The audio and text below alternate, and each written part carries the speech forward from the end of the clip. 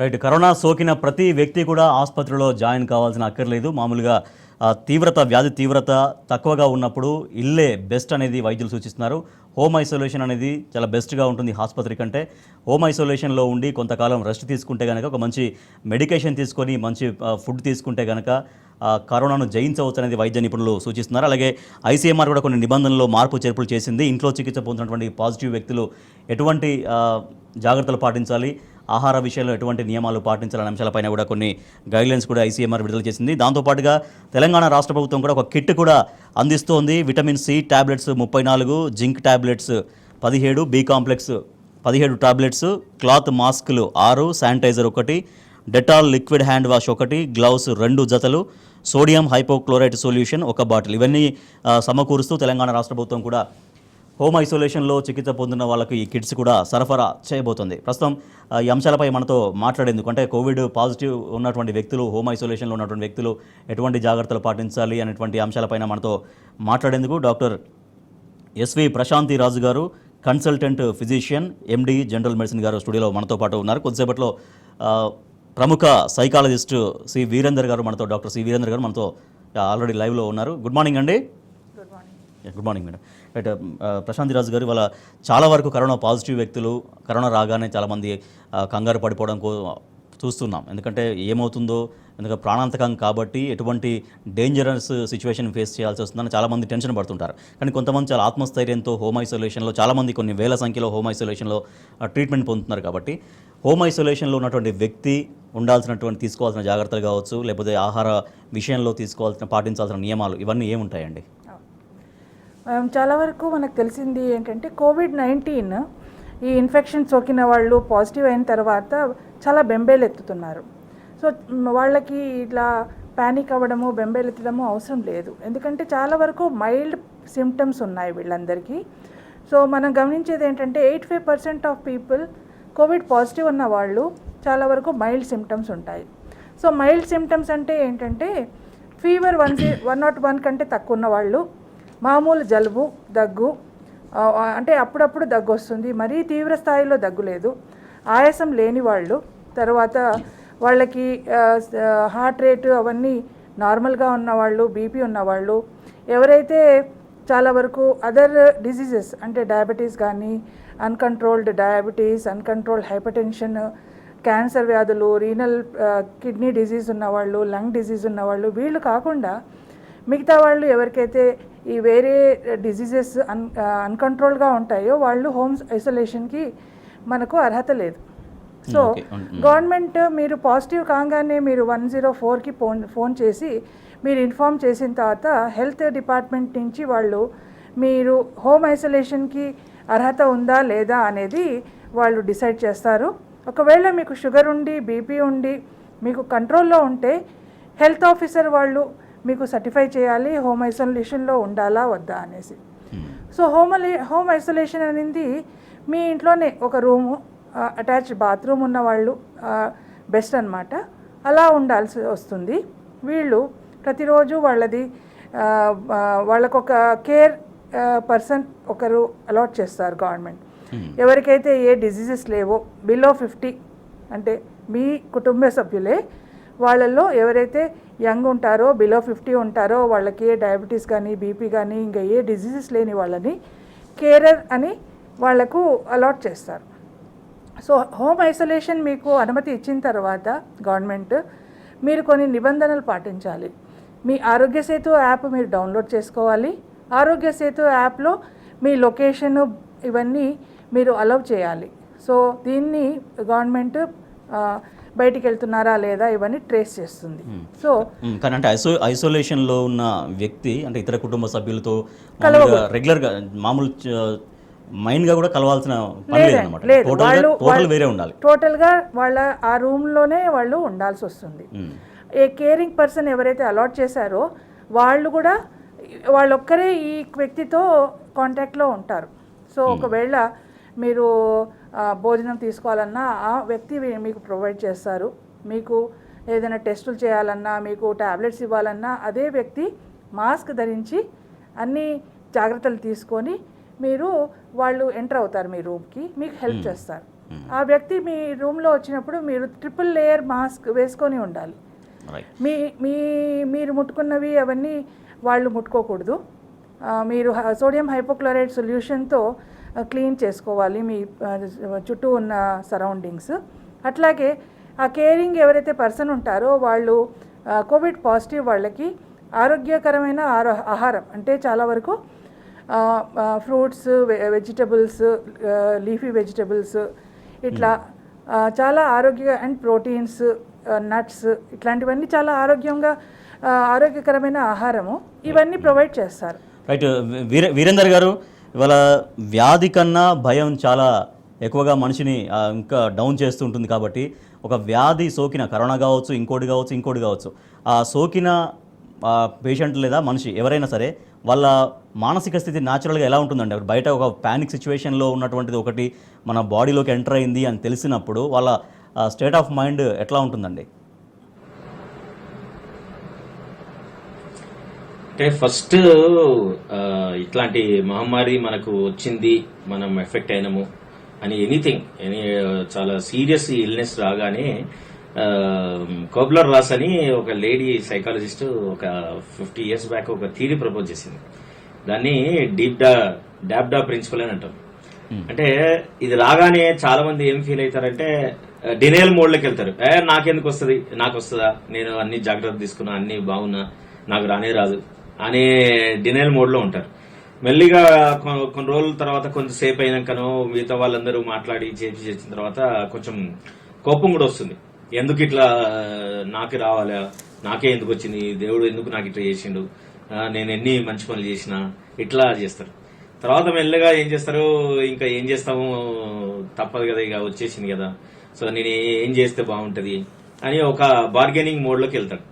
వెళ్ళిన తర్వాత ఈ పరిస్థితులన్నీ కూడా మనిషిని ఏం చేస్తాయంటే ఒక డిప్రెసివ్ మోడ్లోకి తీసుకెళ్తాయి. అది జీవితం పట్ల నిరాసక్తతను, తర్వాత హోప్లెస్నెస్ ని క్రియేట్ చేస్తుంది. ఆల్రెడీ ఆ వ్యక్తికి గనక ఇంకా ఏమైనా ఇష్యూస్ ఉంటే అది ఇంకొంచెం చాలా డిస్టర్బింగ్ స్టేట్ ఆఫ్ మైండ్ లోకి తీసుకెళ్తుంది. అప్పుడు మెల్లగా యాక్సెప్ట్ చేస్తాడు. ఇది ఒక్క వ్యక్తికి సంబంధించి కాదు, మొత్తం ప్రపంచంలో ఉన్న మానవాళి మొత్తం కూడా ఇదే స్టేట్ ఆఫ్ మైండ్ తోటి, ఇదే ప్రాసెస్ తోటి ఇప్పుడున్న కరోనాను మనం యాక్సెప్ట్ చేసే పరిస్థితికి వచ్చింది. ఈవెన్ మీరు అర్లియస్ట్ డేస్ లో చూస్తే భారతదేశంలో కరోనా వచ్చింది, స్ప్రెడ్ అవుతుంది మెల్లగా అనగానే అందరు ఏమన్నారు, భారతదేశంలో ఎందుకు వస్తుంది, రాదు, తెలంగాణలో అసలే రాదు, ఎందుకంటే ఇది సౌత్ లో టెంపరేచర్ లెవెల్స్ ఎక్కువ ఉంటాయి కాబట్టి ఆ టెంపరేచర్ లో వైరస్ ఉండనే ఉండదు అని అన్నారు. అనగానే గవర్నమెంట్ అర్థం చేసుకున్నది, వెంటనే లాక్డౌన్ క్రియేట్ చేసింది. చేయగానే అందరికీ చాలా కోపాలు వచ్చేసినాయి. అరే ఏంది ఇట్లా సడన్ గా చేస్తే ఎట్లా, మనం ఏం కావాలా, మనం ఇది చేయాలని. తర్వాత మెల్లమెల్లగా లాక్డౌన్ కు అర్థం చేసుకుని దాంతో ఉన్న దాంట్లోనే తినడమా లేకుంటే ఉన్న రిసోర్సెస్ ని ఎట్లా ఆర్గనైజ్ చేసుకోవడం అది చేశారు. చేసిన తర్వాత ఏంది, ఉద్యోగాలు అన్సర్టిటీ జనరేట్ అయింది. జనరల్ గా ఏంది, చాలా మంది అండర్ హ్యూజ్ ప్రెషర్. ఇప్పుడు డిప్రెషన్ తోటే ఈ సిస్టమ్ ను యాక్సెప్ట్ చేసి అందరూ మాస్కులు కట్టుకోవడము, శానిటైజర్లు యూజ్ చేయడము, మెల్లిగా ఉద్యోగాలకు వెళ్లడము, జీవనోభివృద్ధి చూసుకోవడం, ఇవన్నీ జరుగుతున్నాయి. కాబట్టి ఇట్లాంటి ఒక పానిక్ సిచ్యువేషన్ మన మీద తెలియకుండా మన మీద పడ్డప్పుడు డెఫినెట్ గా మనిషి చాలా రోలర్ కోస్టర్ సిచ్యువేషన్ లో ఉంటాడు, చాలా ఆందోళనకరమైన వాతావరణంలో ఉంటారు. మన భారతదేశంలో ఎక్కువ శాతం మిడిల్ క్లాస్ లో ఉంటారు కాబట్టి అందులో ఎక్కువ శాతం రోజువారీ పని చేస్తే తప్ప నెలకొచ్చే జీవితం తోటి జీవితాన్ని గడపలేరు. కాబట్టి ఒక ఫైనాన్షియల్ డిస్టర్బెన్స్ ఒకటి, ఫ్యూచర్ అన్సర్టినిటీ రెండు, మూడోది ఇది ఏ రకంగా అది మనని డిస్టర్బ్ చేస్తేమో, మనకు కోవిడ్ వస్తే మన చుట్టుపక్కల వాళ్ళు మనని రిజెక్ట్ చేస్తారేమో, మనని చూడడానికి ఎవరు ఉండరేమో, ఇంకా వచ్చితే చనిపోవడమేమో అని ఇవన్నీ కూడా భయాందోళనల పట్ల విపరీతమైన స్ట్రెస్ లో ఉంటారు ఇప్పుడున్న పరిస్థితి లోపల చాలా మంది. కాబట్టి మనం కోవిడ్ వచ్చింది పాజిటివ్ అనేది ఒక స్టేజ్ అయితే, వచ్చిన తర్వాత ఇది ఎట్లా మన జీవితాన్ని అతలకుతం చేస్తుంది అనేది రెండోది. This is more dangerous than Covid. COVID-19 సోకిన వ్యక్తులు ఆందోళన పడాల్సిన పని లేదు. నిజంగా లక్షణాలు కనుక లేకున్నా పాజిటివ్ వస్తే కనుక ఇంట్లో ఉండి హోమ్ ఐసోలేషన్ ఉంటూ డాక్టర్లు సూచించిన విధంగా సూచనలు పాటిస్తూ తిరిగి ఆరోగ్యాన్ని పొందవచ్చు, కరోనాను జయించవచ్చు అనేది వాళ్ళ వైద్య నిపుణులు సూచిస్తూ ఉన్నారు. డాక్టర్ గారు, హోమ్ ఐసోలేషన్లో ఉన్న వాళ్ళు దాదాపుగా జాగ్రత్తలు పాటిస్తున్నారు. కానీ కొన్ని చిన్న చిన్న పొరపాట్లు కూడా తెలిసి తెలియక జరుగుతూ ఉంటాయి. అంటే ఏదో రూపంలో, వస్తు రూపంలో, మరో రూపంలో డెఫినెట్గా మిగిలిన ఫ్యామిలీ మెంబర్స్తో ఎక్కడో ఒక దగ్గర ఒక స్పర్శ అనేది జరిగే అవకాశం అనేది లేకపోలేదు. సో అటువంటి విషయంలో నిజంగా ఎటువంటి పొరపాటు జరుగుతున్నాయి? మీ దృష్టికి ఎటువంటి పొరపాట్లు వచ్చినాయి? చాలామంది నాకు పాజిటివ్ అయింది డాక్టర్ గారు, ఏం చేయాలి అని ఫోన్ చేస్తారు. కానీ ఆ టైంలో నేను గమనించింది ఏంటంటే, ఎవరైతే కేరింగ్ పర్సన్ ఉంటారో, వేరే వాళ్ళు ఈయన లోపల ఉంటారు, పేషెంట్ లోపల ఉంటారు, బయట వాళ్ళ కేరింగ్ పర్సన్ ఉంటారు. నేను చాలా వరకు గమనించింది ఏంటంటే, ఒకటే phone patient, caring person use చేస్తున్నారు. సో దీనివల్ల ఏమవుతుందంటే, పేషెంట్ నుంచి కేరింగ్ పర్సన్కి కోవిడ్ వచ్చే అవకాశాలు ఎక్కువ ఉంటుంది. అది కాకుండా ఇంకోటి గమనించింది ఏంటంటే, కోవిడ్ పాజిటివ్ మేము టెస్ట్ రాసినప్పుడే చెప్తాము, ఒకవేళ పాజిటివ్ వస్తే మీరు వెంటనే గవర్నమెంట్కి ఇన్ఫామ్ చేయాలా, 104కి ఇన్ఫామ్ చేయండి. మీకు గవర్నమెంట్ నోటిఫికేషన్ అనేది చాలా ఇంపార్టెంట్. ఎందుకంటే మనకు జిహెచ్ఎంసీ వాళ్ళు వచ్చేసి కొంచెం హెల్ప్ చేస్తారు, శానిటైజేషన్లో హెల్ప్ చేస్తారు. రేపొద్దున మీకు ఏమైనా అవసరాలు ఉంటే మీరు గవర్నమెంట్ లూప్లో ఉంటారు. మీకు అంబులెన్స్ సర్వీసెస్ కానీ అవన్నీ జిహెచ్ఎంసీ వాళ్ళు ప్రొవైడ్ చేస్తారు. కానీ చాలామంది ఇది అవాయిడ్ చేస్తున్నారు. ఎందుకంటే చాలా వరకు స్టిగ్మా ఉంది మన సొసైటీలో. గమనించింది ఏంటంటే, ఎదురు వాళ్ళు మమ్మల్ని ఏమనుకుంటారో, మమ్మల్ని ఇక్కడ ఉండమని చెప్పకపోవచ్చు, ఇక్కడి నుంచి వెకేట్ చేయమంటారు అని ఆ ఫ్యామిలీ మీద ప్రెషర్ వచ్చే అవకాశం ఉందని చాలామంది ఇది గవర్నమెంట్కి ఇన్ఫామ్ చేయడము, వాళ్ళని అందరికీ ఎవరికైనా చెప్పడం కానీ అవాయిడ్ చేస్తున్నారు. అలా చేయకూడదు. అండ్ సొసైటీ కూడా కోవిడ్ పాజిటివ్ పేషెంట్ని ఒక వెలివేసిన పరీక్షలాగా చూడకూడదు. ఎందుకంటే అది ఈరోజు వాళ్ళకు వచ్చింది, రేపు వాళ్ళకు కూడా రావచ్చు, వీళ్ళ వల్ల వాళ్ళకు వస్తుందనే భయం ఉండకూడదు. ఎందుకంటే హోమ్ ఐసోలేషన్లో ఉన్న వాళ్ళు చాలా వరకు వాళ్ళ రూమ్లోనే ఉంటారు. తర్వాత కేరింగ్ పర్సన్ కూడా మాస్క్ వేసుకొని వెళ్తారు. ఆ ఇంట్లో ఉండే వ్యక్తులు కూడా వాళ్ళు సెల్ఫ్గా క్వారంటైన్ చేసుకోవాలి. ఎందుకంటే వాళ్ళు బయటికి వెళ్ళకూడదు. కోవిడ్ పాజిటివ్ పర్సన్తో ఉన్న వాళ్ళు, one of the rules of home isolation ఏంటంటే, ఆ ఇంట్లో ఉన్న మిగతా వ్యక్తులు ఈ పేషెంట్తో కలవకూడదు, మళ్ళీ వీళ్ళు ఆ ఇంటి నుంచి బయటికి వెళ్ళకూడదు. వాళ్ళ బంధువులైనా కానీ, ఫ్రెండ్స్ కానీ వాళ్ళకి ఫోన్ చేసి వాళ్ళకి నిత్యావసర సరుకులు ప్రొవైడ్ చేసేటట్టు మీరు అరేంజ్ చేసుకోవాలి. దీనివల్ల ఏమవుతుందంటే, పేషెంట్ వల్ల ఇంట్లో వాళ్ళకి రాదు, ఇంట్లో వాళ్ళు పొరపాటున పేషెంట్తో కాంటాక్ట్లో వచ్చి కాంటాక్ట్ నుంచి వాళ్లకు కూడా కోవిడ్ సిమ్టమ్స్ వచ్చే అవకాశం ఉంటుంది. కాబట్టి వాళ్ళు కూడా బయటికి వెళ్ళకూడదు. సో ఇవి స్ట్రిక్ట్గా పాటిస్తే ఎదురు వాళ్ళకి, నైబర్స్కి కూడా రాకుండా ఉంటుంది. సో ఈ పొరపాట్లు చేయకుండా ఉంటే మీ పేషెంట్ రికవర్ అవుతారు, ఆ ఇంట్లో ఉన్న వాళ్ళందరూ కోవిడ్ సోకదు, చుట్టుపక్కల వాళ్ళకు కూడా కోవిడ్ సోకదు. So main thing what I want to stress is, covid positive ఉన్న పేషెంట్కి వాళ్ళు వాడే వస్తువులు ఇంట్లో ఉన్న వాళ్ళు వాడకూడదు. దాన్ని ప్రాపర్గా శానిటైజ్ చేసి గ్లౌస్ వేసుకొని ముట్టుకోవాలి ఏదైనా కానీ. ఆ పేషెంట్ వస్తువులు, ఆ రూమ్లో ఉండే సర్ఫేసెస్ అంటే టేబుల్స్, చైర్స్ కూడా శానిటైజ్ చేసిన తర్వాతనే దాన్ని ముట్టుకోవాలి. అట్లాగే ఈ పేషెంట్ కూడా రోజు ధరించే మాస్క్ ఉంటుంది. వాళ్ళు గవర్నమెంట్ ఇప్పుడు కిట్ ప్రొవైడ్ చేస్తారు, మన తెలంగాణ గవర్నమెంట్ వాళ్ళు. దాంట్లో సోడియం హైపోక్లోరైడ్ సొల్యూషన్ ఇస్తున్నారు. సో మీరు వేసుకునే మాస్క్ 8 hours కంటే ఎక్కువసేపు వేసుకోకూడదు. ఎవరైతే కోవిడ్ పాజిటివ్ హోమ్ ఐసోలేషన్లో ఉన్నవాళ్ళు 8 hours అయిన తర్వాత దాన్ని తీసేసి, దాన్ని కట్ చేసేసి, సోడియం హైపోక్లోరైడ్ సొల్యూషన్ స్ప్రే చేసి, దాన్ని కవరింగ్ ఉన్న మనది డస్ట్బిన్స్ ఉంటాయి కదా, ఆ డస్ట్బిన్లో వేసేయాలి. అదే కేరింగ్ పర్సన్ ఎవరైతే ఉంటారో ఆ డస్ట్బిన్ని మళ్ళీ శానిటైజ్ చేసి దాన్ని కాల్చేసేయాలి. దాని లోపల ఉండే మాస్కులు అవన్నీ కాల్చేసేయాలి. కోవిడ్ పాజిటివ్ నిర్ధారణ అయిన వ్యక్తులు హాస్పిటల్స్కి వెళ్లాల్సిన పని లేదు.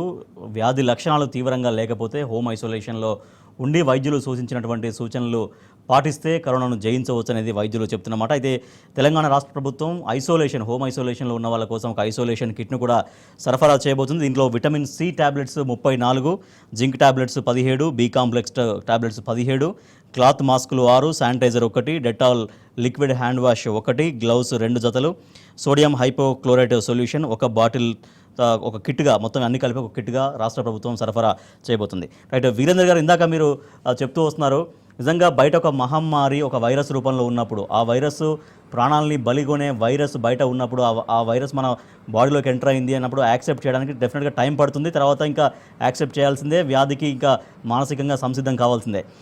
అలాగే దాంతోపాటుగా ఇప్పటిదాకా అసలు ఎవరికి ఈ మాస్క్లు అలవాట్లేదు, హ్యాండ్స్ శానిటైజ్ చేసుకోవడం రెగ్యులర్గా, అసలు శానిటైజర్ కేవలం డాక్టర్లు మాత్రమే శానిటైజర్ అని వాడేవాళ్ళు. ఇవాళ సామాన్య ప్రజలకు శానిటైజర్ వాడాల్సినటువంటి సిచ్యువేషన్ వచ్చింది. ఇవన్నీ కూడా, అలాగే షేక్ హ్యాండ్స్ కూడా అసలు మొత్తం ఆవిడైపోయినాయి. షేక్ హ్యాండ్స్ కూడా ఎవరికి ఇచ్చుకోవట్లేరు, భౌతిక దూరం బాగా పాటిస్తున్నారు. సో ఇవన్నీ ప్రజల్లో వచ్చిన మార్పు, అంటే సైకాలజికల్గా ప్రజల్లో ఎటువంటి మార్పు తీసుకురాగలిగింది కరోనా వైరస్? అంటే ఇది మనిషికున్న గ్రేటెస్ట్ ఎబిలిటీ ఏంటంటే అడాప్టేషన్ అండి.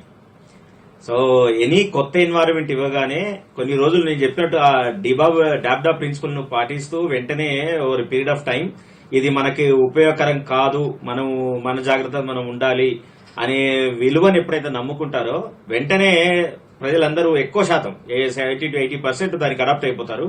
20% మాత్రం డెఫినెట్ గా వాళ్ళు చాలా పెయిన్ తీసుకుంటారు. అంటే ఈ డినయల్ మోడ్ నుంచి యాక్సెప్టెన్స్ మోడ్ కి ఎంత తొందరగా అయితే రాగలుగుతారో అప్పుడు వాళ్ళకి ఆ పెయిన్ తక్కువ ఉంటుంది. లేకుంటే they have to undergo little pain, then definitely వాళ్ళు మళ్ళీ అందరు ఎట్లయితే పాటిస్తున్నారో అవే పద్ధతిలోకి వెళ్ళడానికి ఎక్కువ అవకాశం ఉంటుంది. మనం ఈ మహమ్మారికి సంబంధించి జబ్బు రావడం ఒకటైతే మనం అనుకున్నాం, రెండో ఫేజ్ లో భయం. ఇప్పుడున్న పరిస్థితి లోపల నేను ప్రభుత్వాన్ని రిక్వెస్ట్ చేసేది ఏంటంటే ఈ భయాన్ని అడ్రస్ చేసే మెకానిజం జనరేట్ చేయాలి. అది నంబర్ ఆఫ్ టెలిఫోన్ లైన్స్ పెట్టి మాలాంటి సైకాలజిస్ట్ ని వాళ్ళకి అనుసంధానం చేసి వాళ్ళకున్న ఫియర్స్ ని, భయాల్ని ఒక మెడికల్ డాక్టర్, ఒక సైకాలజిస్ట్ కూర్చొని అడ్రస్ చేస్తే యాంగ్జైటీ వల్ల వచ్చే ఇష్యూస్ ఏమైనా ఉంటే కనుక ఈజీగా మనం ఈ జబ్బుని ఎదుర్కొని విజయవంతంగా నడిపించని ఉద్దేశం. And also I appreciate the government that they taken initiative that ఈ కిట్స్ ఇవ్వడం అనేది చాలా మంచి ఆలోచన. ఇదే విధంగా వీళ్ళకి యాంగ్జైటీ రిడ్రెసల్ కోసం కూడా ఒక సపోర్టింగ్ మెకానిజం పెట్టడం, తర్వాత ఒక ప్లాట్ఫామ్ క్రియేట్ చేసి రెగ్యులర్ గా ఆ ప్లాట్ఫామ్ నుంచి ప్రజలకు వచ్చే యాంగ్జైటీస్ ని అడ్రస్ చేసే మెకానిజం కనుక పెడితే మన ఈ మహమ్మారిని తక్కువ మోర్టాలిటీ రేట్ తోటి మనం ఎక్కువ ఆరోగ్యవంతుల్ని తయారు చేయడానికి చాలా ఉపయోగపడుతున్న ఉద్దేశం అండి. అంటే వ్యాధి ఎంత భయంకరమో వాళ్ళ వ్యాధి సోకిన ప్రతి ఒక్కరు చనిపోవట్లేరు. అంటే చాలా వరకు చనిపోవట్లేరు కదా, వచ్చినా కూడా ఏం కాదులే అనేటువంటి ఒక ధనాత్మకమైన వైఖరి, ధనాత్మకమైన ఒక సెన్స్ అనేది ఎంతవరకు కొంచెం వాళ్ళకి ఊరట కలిగిస్తుందండి పేషెంట్స్కి? తప్పకుండా అండి. ఇప్పుడు మోర్టాల్ రేట్ మన దగ్గర డెత్ రేట్ ఇండియాలోనే తక్కువ ఉంది, 3% ఉంది. అందులో తెలంగాణ కూడా చాలా తక్కువ రేటుగా ఉంది. ఇదొకటి. రెండోది, బయట ఎక్కువ మంది అయినా కూడా కొన్ని గుంపులుగా చేయడం అనేది అది ఎందుకు జరుగుతుంది అని అంటే మనం మీడియాలో చూస్తున్నాం, ఎక్కువ మంది పొలిటికల్ లీడర్స్ ఎక్కువ మంది గ్రూప్ తోటి రకరకాల మీటింగ్స్ పెడుతున్నారు.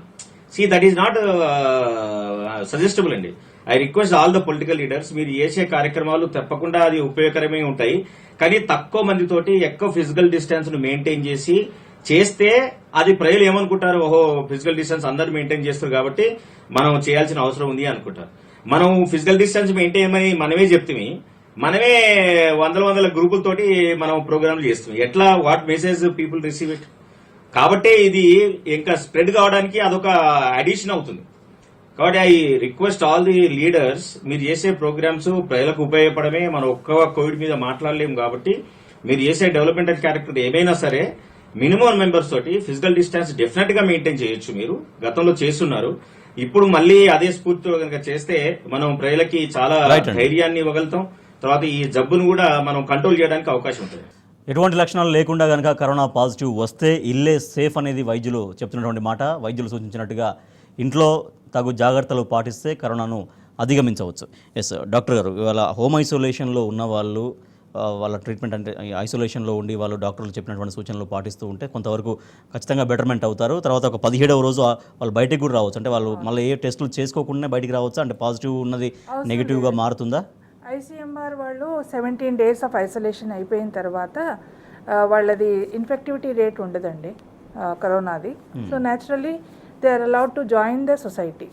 ఎప్పుడైతే వాళ్ళు సొసైటీలో వస్తారో మామూలు మనలాగానే బయటకు వచ్చినప్పుడు మాస్క్ ధరించాలి, తర్వాత సోషల్ డిస్టెన్సింగ్ పాటించాలి. ఎందుకంటే కరోనా వైరస్ లోపల కిల్ అయిపోతుందా ఇన్ఫెక్టివిటీ అవన్నీ పూర్తిగా అయిపోతుందండి 17 days ఐసోలేషన్. అందుకే మన ఐసీఎంఆర్ గైడ్లైన్స్ ఎందుకు అంటే ఆ 17 డేస్లో ఒకవేళ వ్యాధి లక్షణాలు ఎక్కువైపోయినా కానీ మనకు తెలుస్తాయి. అట్లాగే వ్యాధి పూర్తిగా, అందుకే కదా మనం 10 డేస్ వితౌట్ ఎనీ సిమ్టమ్స్ ఉన్నప్పుడు 70 డేస్ కంప్లీట్ అయిపోయిన తర్వాత మీరు సొసైటీలో జాయిన్ అవ్వచ్చు అనేది.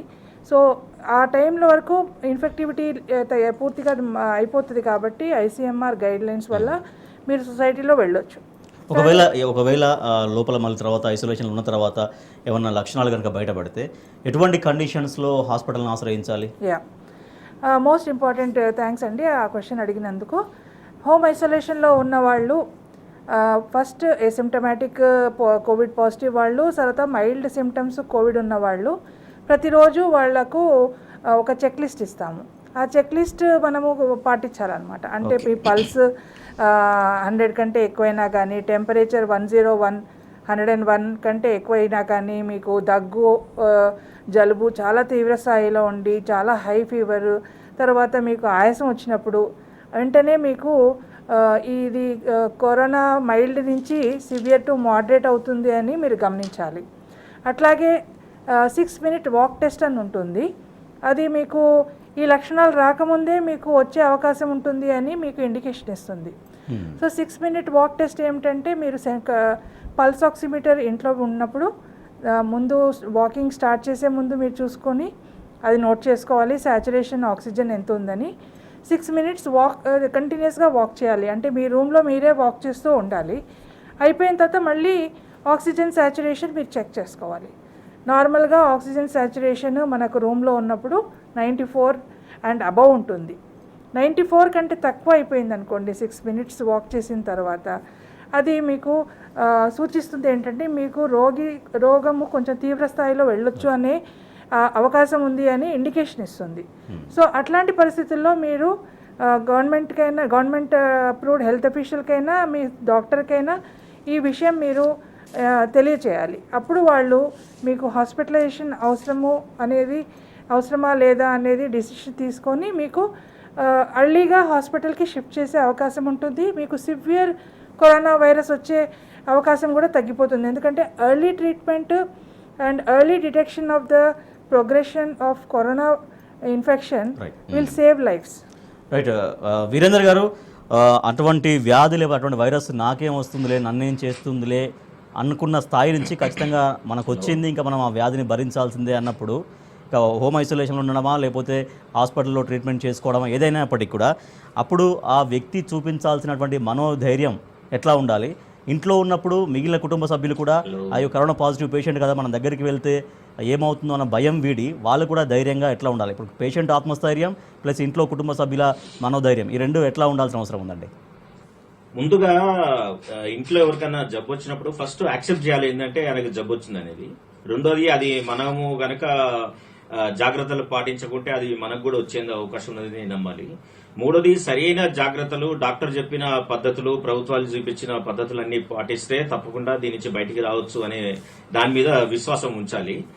ఉంచి బయట నుంచి వచ్చే ఏ నెగిటివ్ ఇన్ఫర్మేషన్ సజెషన్ కూడా ఎంటర్టైన్ చేయకుండా డాక్టర్లు గారు చెప్పిన పద్ధతిలో గనక విశ్వసించి అదే పద్ధతిలో గనక వెళ్తే తప్పకుండా వాళ్ళు దీని నుంచి రికవర్ అయ్యేందుకు 100% ఛాన్సెస్ ఉన్నాయి.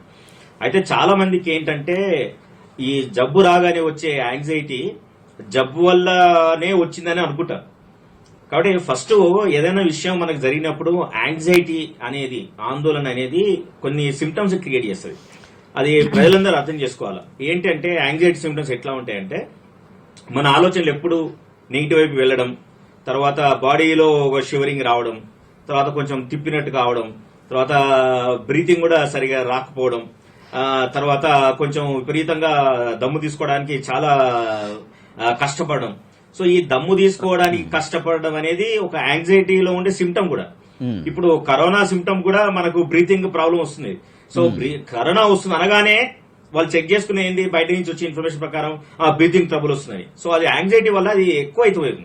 దాంతో వాళ్ళు ఏం ఫీల్ అవుతారంటే ఇంకా నాకు కరోనా చాలా తీవ్ర స్థాయిలో ఉన్నట్టున్నది, అందుకే యాంగ్జైటీ ప్రాబ్లం వస్తుందని అని అనుకుంటారు వాళ్ళు. కాబట్టి ఈ యాంగ్జైటీ నుంచి మనం కొంచెం సపరేట్ అయ్యి డాక్టర్ల పర్యవేక్షణ ఉన్నది, ప్రభుత్వం చాలా సీరియస్ గా దీన్ని ట్రీట్ చేయాలని కోరుకుంటుంది, కిట్లు కూడా మనకు అందుబాటులో ఉంది, డాక్టర్స్ కూడా మనకు ఉన్నాయి. సో డాక్టర్ల సజెషన్ల తోటి మనం గనక సరైన మెడిసిన్ వాడితే మనం తప్పకుండా దీని నుంచి వెళ్ళగలుగుతాము అని ఒక రేషనలిస్టిక్ థింకింగ్ చెప్పే వాళ్ళు కుటుంబంలో ఉండాలి. అది కుటుంబ సభ్యులకు చెప్పాలి, రైట్. అలాగే ఈ కరోనా సమస్యకు సంబంధించిన వాళ్ళకు కూడా రెగ్యులర్ గా చెప్తూ ఉండాలి. Okay. ఉంటే గనక తప్పకుండా వాళ్ళు దీని నుంచి విజయం సాధిస్తారండి. ఎస్ డాక్టర్ గారు మీరు చెప్పండి చివరిగా. నేను కొంచెం యాడ్ చేస్తానండి. ఈ యాంగ్జైటీ సమస్య అనేది కామన్ కరోనా వైరస్ వాళ్ళలో. సో మేము సజెషన్ ఇస్తాం ఏంటంటే, మీరు రెగ్యులర్గా వేసుకునే మెడిసిన్స్ వేసుకొని, మీరు పోషకాలు ఉన్న ఆహారం తీసుకొని, మీరు పేషెంట్స్కి అడ్వైస్ చేసేది ఏంటంటే ప్రాణాయామం చేయమని, breathing exercises, just breathe inspiration expiration, లేకపోతే ప్రాణాయామాలు చేసుకుంటూ వాళ్ళు నెగటివ్ టీవీ ప్రోగ్రామ్స్ ఇవన్నీ ఏవైనా నెగటివ్ భయం కలిగించేవి చూడకుండా వాళ్ళకి నచ్చిన ఏదైనా బుక్ చదువుకోవడము, టీవీ మూవీస్ చూడడము, ఇట్లా అడ్వైస్ చేస్తాము. వాళ్ళ ఫ్రెండ్స్ తోటి వాళ్ళ సొంత ఫోన్ తోటి మాట్లాడవచ్చు, వాళ్ళు వీడియో కాల్స్ చేసుకోవచ్చు. సో మనం డిస్టెన్స్ అవుట్ సైడ్ వరల్డ్ నుంచి పెట్టినాం, కానీ ఎమోషనల్గా మనం డిస్టెన్స్ అవ్వకూడదు. అవును. ఇవన్నీ మనకు ఆ పేషెంట్కి బయట ఉన్న వాళ్ళతో కూడా వాళ్ళు సొంతంగా కనెక్టివిటీలో ఉండొచ్చు, కలిసి మాట్లాడాల్సిన అవసరం లేదు. బట్ త్రూ ఫోన్ వాళ్ళ మెంబర్స్తో మాట్లాడచ్చు. సో ప్రాణాయామం అయినా కానీ, మైల్డ్గా బ్రీదింగ్ ఎక్సర్సైజెస్ కానీ, తర్వాత బుక్ చదవడము, వాళ్ళకి నచ్చినవి కొంతమందికి మూవీస్ ఇష్టము, అట్లాంటివి చూడడము, అట్లా టైం స్పెండ్ చేయాలి. యాంగ్జైటీ అనేది రాకుండా చూసుకోవాలి. అండ్ ఎమోషనల్ డిస్టెన్సింగ్ పెట్టుకోకుండా అందరితో ఫోన్ ద్వారా కాంటాక్ట్లో ఉండి వాళ్ళతో మాట్లాడుతుంటే ఈ యాంగ్జైటీ, ప్యానిక్ అటాక్స్ అవన్నీ చాలా వరకు తగ్గిపోతాయి. రైట్గా తీవ్ర లక్షణాలు ఉంటేనే ఆసుపత్రిని ఆశ్రయించాలి. మామూలుగా లక్షణాలు లేకుండా కరోనా పాజిటివ్ కనుక సోకితే హోమ్ ఐసోలేషన్ బెస్ట్ అని వైద్య నిపుణులు సూచిస్తున్నారు. ఒక సజెషన్. ఎస్ చెప్పండి వీరేంద్ర గారు. ఇప్పుడు ఈ యాంగ్జైటీ ఎవరికైనా, దీంతో పాటు ఇంట్లో వచ్చిన వాళ్ళకు డిప్రెషన్ లెవెల్స్ ఉంటే వాటిని అసెస్ చేసుకోవడానికి మేము ఒక app download free Google play store లో పెట్టామండి. అది మీరు డౌన్లోడ్ చేసుకోవచ్చు ఫ్రీ ఆఫ్. దాంతో YOUNME ఈ యాప్ ను డౌన్లోడ్ చేసుకుని మీ యాంగ్జైటీను అలాగే డిప్రెషన్ లెవెల్స్ కూడా మీరు అసెస్ చేసుకోవచ్చు. ఒకవేళ మీకు యాంగ్జైటీ ఎక్కువ ఉందంటే అందులో కాంటాక్ట్ నెంబర్ ఉంటుంది మాది. You can talk to us over phone. మేము మేడం గారు చెప్పినట్టు ప్రాణాయామం చేయడము, బ్రీతింగ్ ఎక్సర్సైజ్ చేయడము, యాంగ్జైటీ నెగిటివ్ థాట్స్ వస్తే దాన్ని ఎట్లా ఓవర్కమ్ చేసుకోవాలో కూడా ఆన్లైన్ లో మేము ఫోన్ ద్వారా మీకు సజెషన్స్ ఇచ్చి మిమ్మల్ని బెటర్ చేయడానికి ప్రయత్నం చేస్తాం. రైట్ అండి. ఆత్మస్థైర్యంతో పేషెంట్స్ ఉండాలి. తీవ్ర లక్షణాలు లేకపోతే ఐసోలేషన్లో ఉంటూ డాక్టర్లు సూచించినటువంటి సూచనలు పాటిస్తూ ఆత్మస్థైర్యాన్ని చూపించాల్సిన అవసరం ఉంటే ఖచ్చితంగా కరోనాను అధిగమించవచ్చు అనేది వైద్య నిపుణులు సూచిస్తున్నారు. అలాగే వీరేంద్ర గారు ఒక ప్లే స్టోర్లో సంబంధించిన ఒక యాప్ కూడా చెప్పారు, YOUNME YOUNME. సో ఈ యాప్ డౌన్లోడ్ చేసుకుంటే దాంట్లో వాళ్ళకి ఒక ఊరట లభించే విధంగా అనేక దాంట్లో సోర్సెస్ ఉన్నాయని చెప్పేసి వారు కూడా చెప్తున్నారు. Thank you so much doctor Prashanth. Thank you so much Veerendra గారు. Thank you so much. ఇది వాళ్ళ ప్రత్యేక చర్చ. చూస్తూనే ఉండండి టీ న్యూస్.